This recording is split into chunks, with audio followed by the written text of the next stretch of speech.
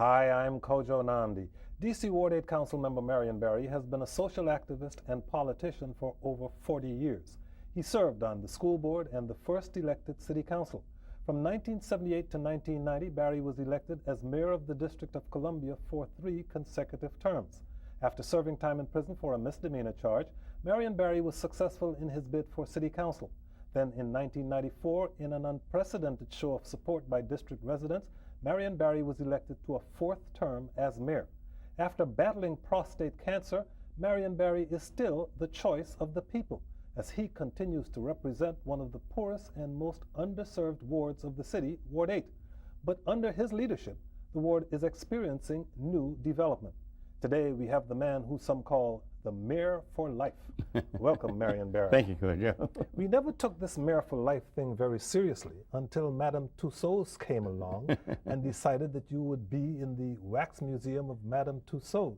What's a kid from Itabena, Mississippi doing in Madame Tussauds, and how important is that to you? Well, God has blessed me with a lot of talent, a lot of skills, and a compassion for the people, and a good memory, and just a good thing to serve. And I have a serving spirit.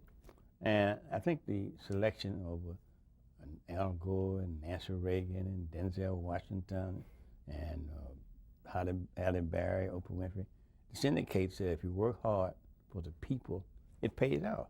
The people of Washington in that survey, over 600 It was the election people, that you didn't know about. Yeah, I didn't know anything about it. It was going on out in the streets of Washington. Recognized that long history of service and did that, you know, and they didn't fall for the negative press things that go on, et cetera, et cetera. So to me, it was a great honor. It really was a great honor, and since I'm going to be with Abraham Lincoln and George Washington and Bill Clinton and the Bushes and et cetera. But you know, talk about mayor for life. I used to hate that term because when the city paper started using that. Ken Cummings and City Paper City started Paper. using it. I sort of thought about Papa Doc in Haiti, which is called President for Life. I didn't want that connotation, but the more I hear it, the more I like it now, you know.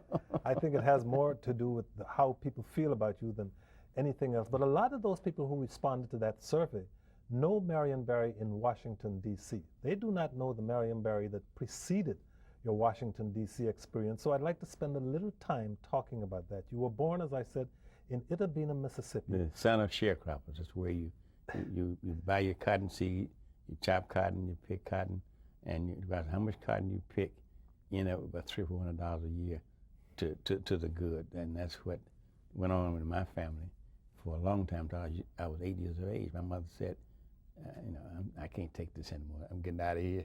My father didn't agree with that. My grandmother lived in Chicago, set her some money. He found it, took it, and she found a way to get out anyway, and with my sister. You got out of Itabena, Mississippi, and sometime in your youth, you discovered math and science. What was it that made you want to have a career in science? Well, I don't know exactly, except when I was in high school, I went to athletic over in high school. If you were a football player, a basketball player, or a track star, et cetera, you sort of like, you know, you were over here on the side, and you didn't get the pretty women and all this kind of stuff, you know. So I was in this English class with these football players, and they used to shoot rubber bands at Mr. Scott. And after 2 weeks, I said, okay, I got to stop this stuff here. I got to want to learn something. Then I was taking a chemistry course, and I just sort of, you know, I just started liking it. I was taking Algebra 1, and it just sort of, I had a facility for it, had a good memory, had a sort of analytical mind, and I got into it. And then also, when I got into high school, my 12th year, I think about going to college. I don't think about college like a lot of kids didn't know. But I finally decided to go to a small black college called Lamont College, and I majored in chemistry.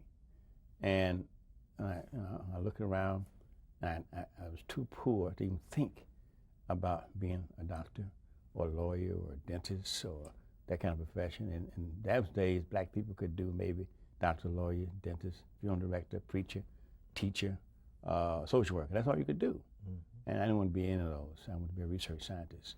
And I was good at it. And you went on and got a master's degree? A master's degree from Fisk University. In chemistry? University. And I spent 3 years at University of Tennessee. Only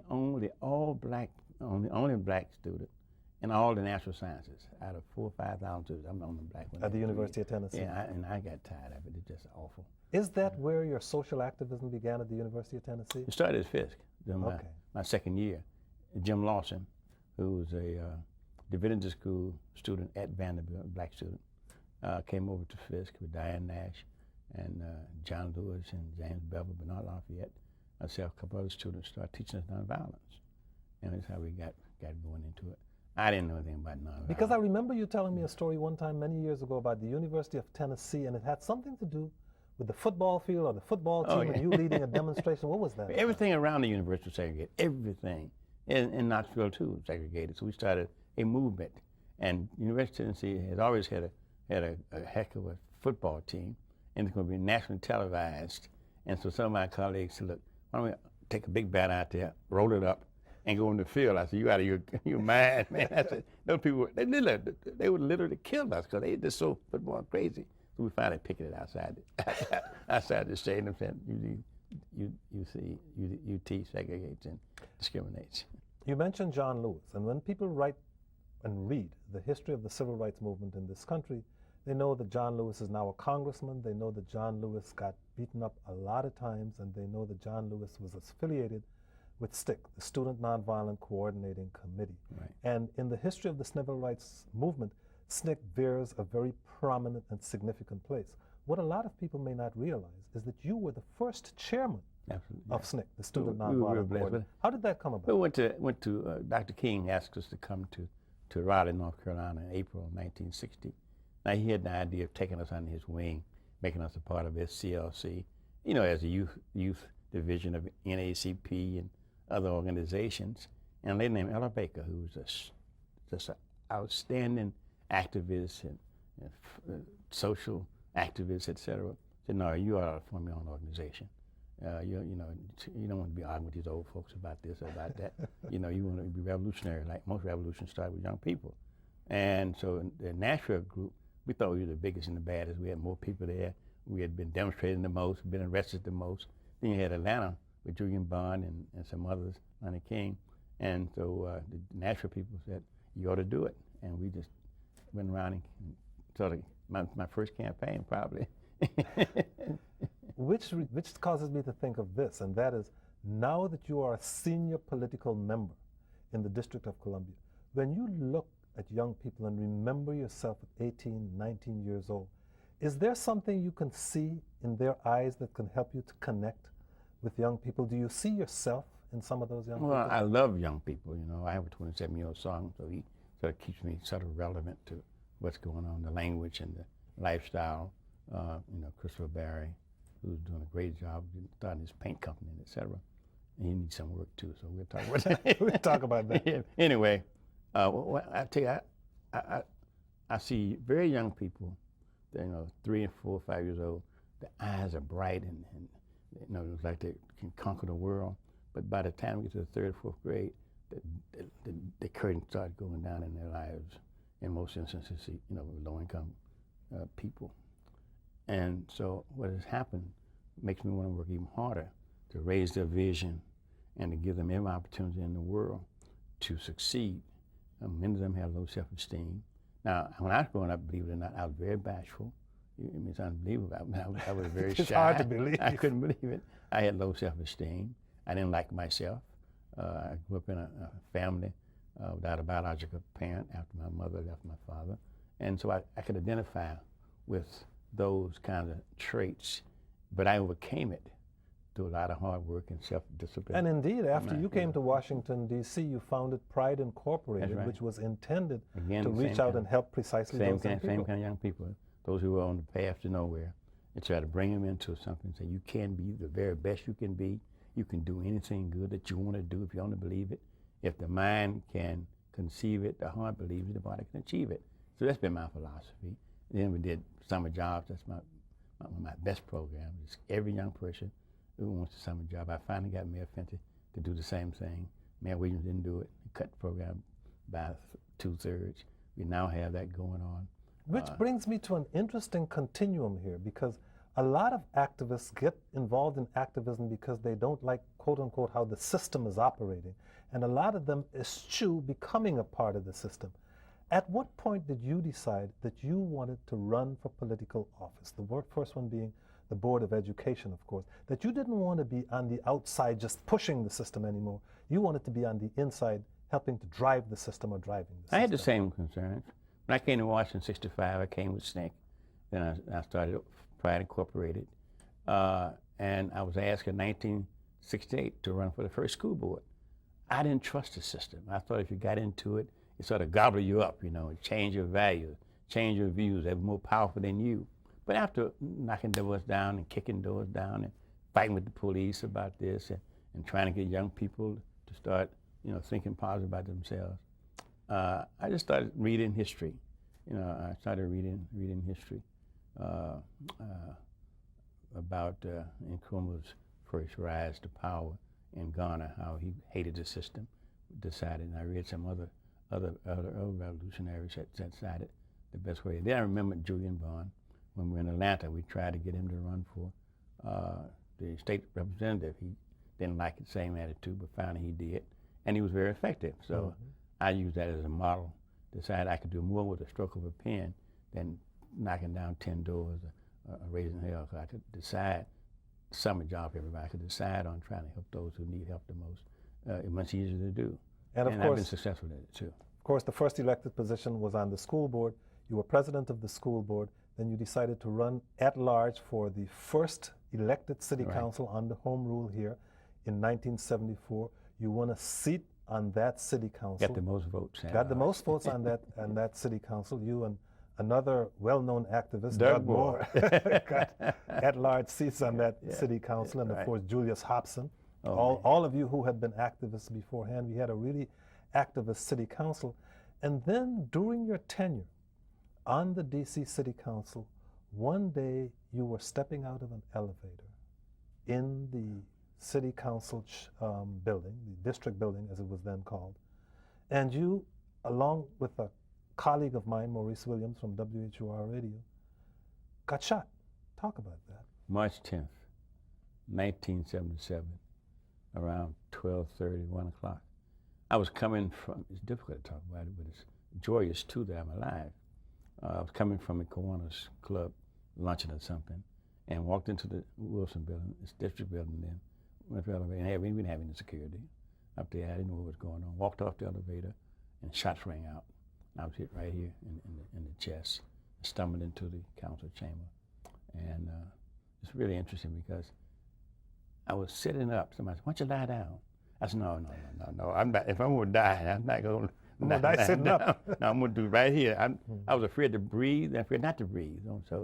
But some heroic police officers came from the 4th floor and the 5th floor, but shots were everywhere, glass flying everywhere. Maurice, as you know, got killed. A security person got killed. And God just blessed me and saved me, because that bullet hit me right above my heart. It only went in about this far. And ordinarily, it was a double-aught buckshot. That was what you killed deer with. And so that's why I thank God every day. The District of Columbia that day was taken over by a group then known as the Hanafi Muslims, who were upset that they didn't feel that justice was done when their own family was killed in a house on 16th Street. But I remember seeing a picture of you in the hospital while you were ill. And when I saw John Heckinger Jr. at your bedside in the hospital, I said to myself, oh, it must be true. This guy really is going to be running for mayor after all. I wouldn't do that, though, to run for mayor, I'll tell you that. Kentucky used to kid me about this church and said, "You do anything?" I said, "Man, that's too serious." No. I didn't wish that upon myself. I just thank God that it happened. We now have security downtown, and there's still a possibility of something happening, but like I said, God has been with me. When you ran for mayor, you ran against the incumbent, Walter Washington. You ran against the then chair of the city council, Sterling Tucker, and most people thought that you were the dark horse in that race, so to speak. I was underdog. You were the underdog. I was supposed to come in third. You were supposed to. People didn't give me any chance at all.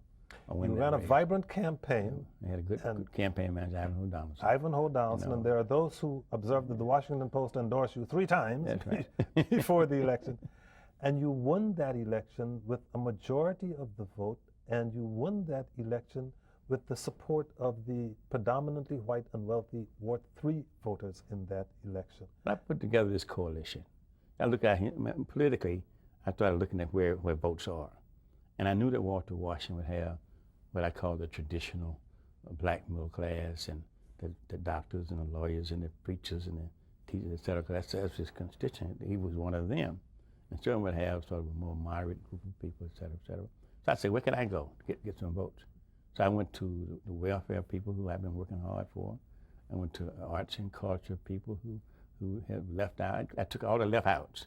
If you've been left out, the gay and lesbian community, if you've been left out, I want you.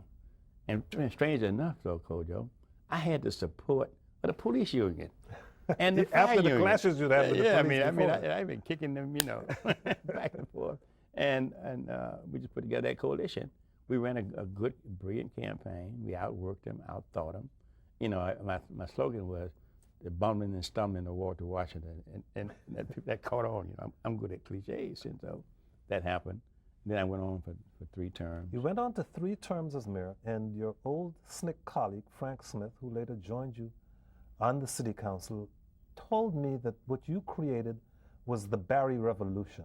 And you mentioned before being a revolutionary before you came onto the city council. And what he described as the Barry Revolution, what some people say created Prince George's County as we know it today, was the fact that you changed contracting the way it had been done before you came into office in Washington, D.C., and allowed African Americans to get in on it. Was that a significant part of the Barry Revolution? I believe that you can use political power to get economic power.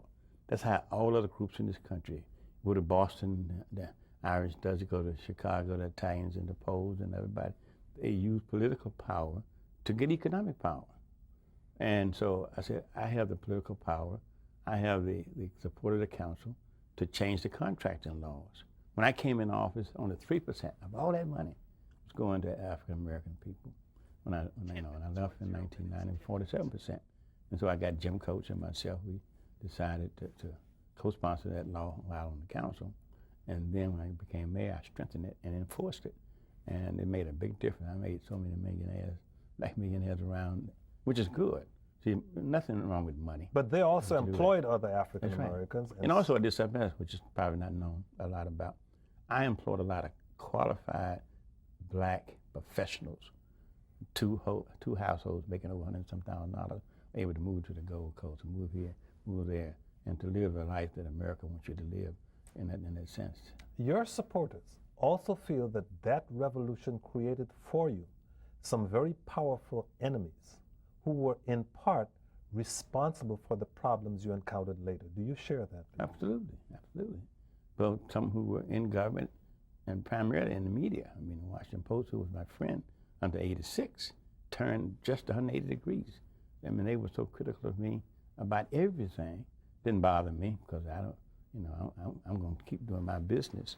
Then obviously those who have power, as Frederick Douglass said in 1800 something, they won't give it up without a struggle. If you got a $10 million program company here, and I want to make it possible for other people to share in that wealth, they're going to fight that. It's easy to support integration of libraries and schools and et cetera, but when you're talking about taking that money and sharing it, that's not going to happen without a fight. But I'm not going to give up. Created powerful enemies, but you also created a lot of powerful support in the city among everyday residents, in part because of that youth employment program that you mentioned earlier, in which you promised a job to every teenager in the city. I did. I tell you what made me think about that, Kojo. When I grew up, I was dirt poor. I just had to have hand-me-down clothes and everything else. I carried newspaper, both morning paper, evening paper. I bagged groceries. I sold rags. I sold pop bottles. Anything of value that I could do legally, I did so. I chopped cotton. I picked cotton. I said, if I ever get in a position, I'm not going to subject our young people to that helter-skelter kind of lifestyle. Let's put them in a position where they can at least start thinking about a career and earn money at the same time. It's when I announced, when I told my cabinet in 1979, we're going to have 25,000 young people working in the summer. They almost had epilepsy. They almost had a stroke. He said, we can't do that. I said, well, if you can't do it, I'll find somebody who can do it. And it got done. We had a lot of bumps and grinds, but by 1980, it was running very smoothly, averaged about 17,000 young people. And politically, it worked too, because if you think about it, you got 17,000, at least 17,000 parents, maybe 20,000 parents. That's 34,000 people, 40,000 people. They got aunt and uncle. So you're talking about 75,000 people who feel good about what you're doing politically, as well as programmatically was good. That was my best program. Even though redeveloping downtown was done, you know, I talk about that too. Elmer hates me for this. I said, when I came in office in '79, downtown, Washington was a little sleepy southern town. He said, you Bama, you know, Washington, no, you Bama, you Bama, you. I don't know what. But we transformed Sure, it was on your watch that the Verizon Center came along. Absolutely. And that was development. Those are presumably among the reasons why people would vote for you to be in Madame Tussauds. If you were to assess your weaknesses during that period, if you were to assess the mistakes that you made during that period, what would they be?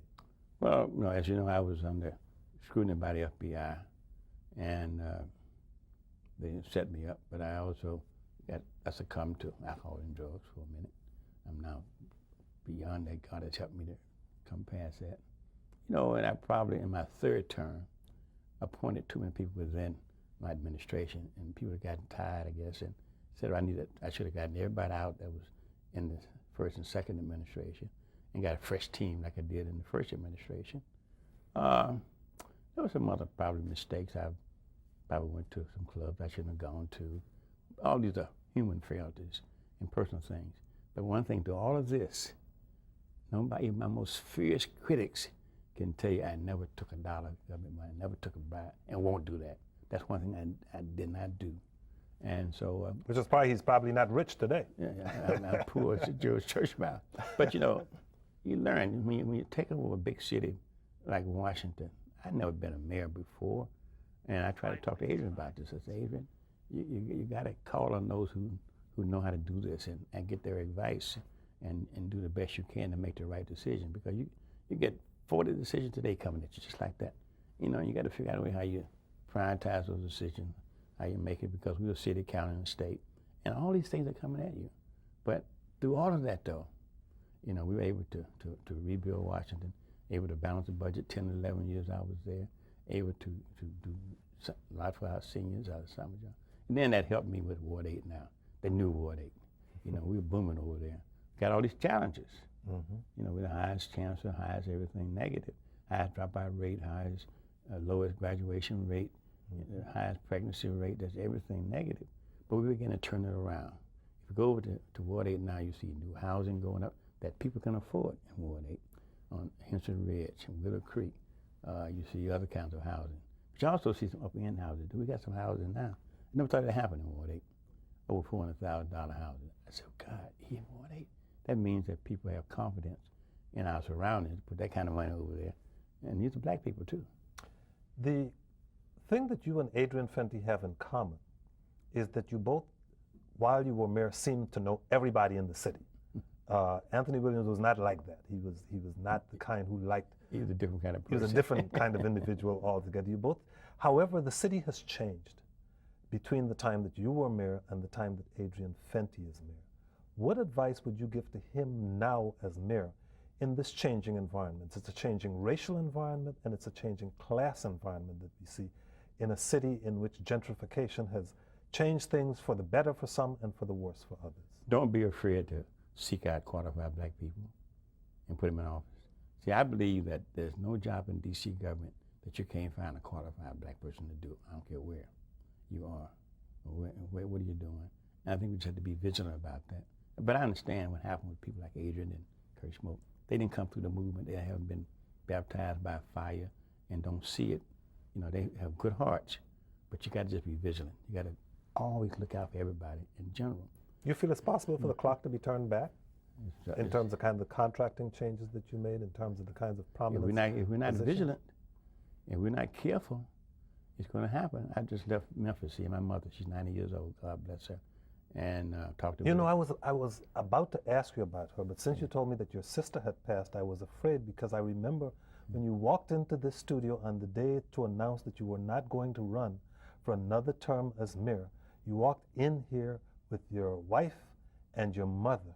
And in that studio with us at the time was your sister's only child, Calvin Barry, your nephew. And he said, "Oh, my grandmother's coming to the studio." He didn't care about you. All he cared about was that your mother, she's doing very, very well. Studio. She was sort of down a bit, but she's now up. She uses a walker, but 90 years old. You know, she complained about arthritis. I said, "Mother, look, you ought to thank God that you're alive." And those are things are small potatoes, you know, compared to where you could be, etc. But she's doing well. But while I was in Memphis, I talked to Will Harrington, who was a good friend of mine, grew up with me. He's a mayor, running for office for the fifth term coming up in October. We were talking about the fact that there are a lot of pressures around you once you get in office to change directions. And I said to him, when he first got elected, I said, everybody didn't vote for you. You think about your base first and never leave it, because if you leave it, they'll leave you too. And that's happened with Sharon, Pat Kelly, it's happened to some other people. And so I'm just saying to Adrian all the time, Adrian, don't forget what your base is, basic base. Be fair to everybody in the city, but don't take your eye off the prize that black people have been discriminated for too long, left out, and let's just look out for them too, in more ways than one. You have been an activist, you've been a leader, and you are a politician whose political career is not yet over. At what point are we going to see a reflection from you in print? When are you? This has been a broadcast kind of reflection. I'm working on it. At which point? I'm working on it. You're working on it? I'm working on it. Working on it. Because it's clear that you have a lot to teach. My goal probably is to try to get this done by next summer. It has not always been a high priority, so therefore I've not spent the time. I have a writer. I have we're probably about 45% there yet. We in Washington now. We come from Mississippi through Memphis and through high school and through college and through the civil rights movement. We're here now. We're past my first campaign. So. Oh, good. Well, I'm glad to hear that this is coming. Yeah. For my final question. Also looking at a movie deal too. Oh, that'll be interesting. I'm doing that.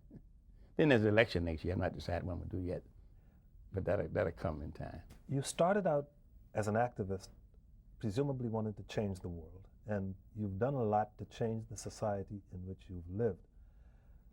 But the difference, I guess, between being an activist and being a mayor or an elected official is that the activist only desires to serve. The mayor or the elected official has power. What's the difference between wanting to serve just to serve and wanting to have power? I don't think they're in conflict with the right kind of people. Now, there are some people where power goes to your head and you forget about the people, but that, thank God, has not happened to me. I don't care how much power I get, I would never forget about the people of Washington, working on something broader than that, of Africa, etc. And it's an individual trait that you have to acquire, the love of both, wanting to serve, but wanting to also have power in order to make you serve even better. See, I could be so desirous of serving, but if I don't have any power to bring about any change. So what happens with activists, we have our foot power and our protest power and our mouth power, but we may not have the money power to do that. Whereas when you're mayor, you got the money power, you got the pen power, you got legislative influence over what you do, and you can get more done. That's what I think. I don't think if I stayed outside the system, I could have done even nearly all the things I've done. I couldn't have gotten some job, everybody, if I protested all day. But I did that just like that because the people believed in me. But so I love it. I'm not going to be in it always now, I'll tell you that, because after a while you want to pass it on. Another regret, I was just thinking about regrets, not necessarily a mistake, but a regret. I didn't do enough to bring young people along with me. And it's hard because you only have 26, 25 positions in this town, and people are impatient. You know, they don't want to wait 3 years or 4 years or 5 years or 6 years or 7 years. We had the same discussion with Vince Gray, Kwame Brown, and myself. We used to meet about twice a month when we got on the council together, elected at the same time. And we were talking about the chairmanship. And we both said, who wants to do that? So we knew that Linda was probably going to run for mayor. And I said, I wanted to do it. But I didn't mean that because I would never run for chairman or mayor either. And I said, I want to do it. I want to do it. As it came down to it, I said to Kwame, you got a lot of years ahead of you. And he listened to that, thank God. He's just like that. Mm-hmm. His father is Marshall Brown, who you know good friend of mine. Very well. And so that's my regret too, not finding a way to bring more. That's why I'm working hard now to try to get young people in Ward 8. That's why I work with the Pizza-holics and with other groups, Ceasefire and Lancer Concerned Men to try to get a cadre of young people ready to take leadership. But they got to be a little patient and patient and patient. You can't be but so patient to get ready for the future. Well, and we're not careful.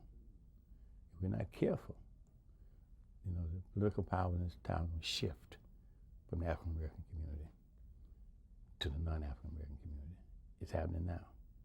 We have 7 white people on the council, 6 blacks. And the town is majority black still.